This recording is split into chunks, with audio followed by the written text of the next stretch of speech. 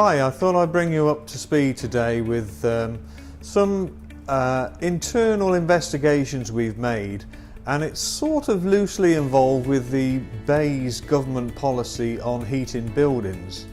And there were some discussions and some proposals that heating systems are generally oversized, and perhaps we could use weather or load compensation or balancing of radiators as one or two of the 3 or 4 possible methods of improving the efficiency of a heating system.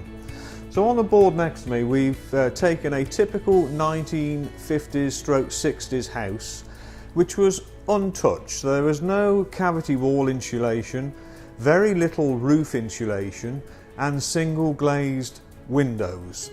And bit by bit we've added each of these insulation improvements just to illustrate to you how the heat loss of the property changes.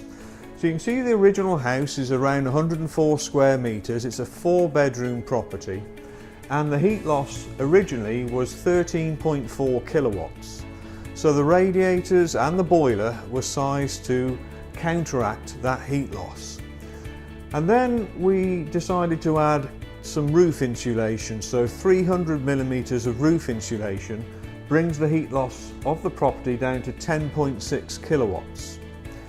We then added double glazing, which made another slight difference and brought the heat loss down to 9.8 kilowatts. So they're very typical methods which are undertaken.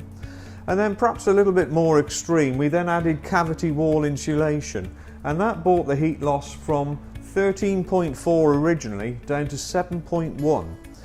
So on that basis the radiators were originally 48% oversized to where they need to be today. It was very correct at the time it was done, but now the radiators have stayed as they were originally and not being changed, but the house has got better in its efficiency. So the original radiators were also sized on the presumption there was an 80 degrees C flow, 69 to 70 degrees C return temperature, and a mean water temperature in the radiator of around 74-75 centigrade. Now, by using the same radiators, we can put significantly lower flow and return temperatures in. So you can see we have a 45 degrees C return water temperature now going back to the condensing boiler.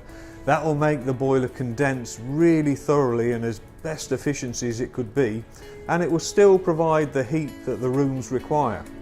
So we could add weather or load compensation and thermostatic radiator valves and optimise the existing heating system and the new boiler that's been fitted to this system. So a good indication of what these sometimes grant-funded insulation measures can do to the property, and you either continue with the existing radiators or perhaps you could size new radiators which would be smaller and probably more efficient as well.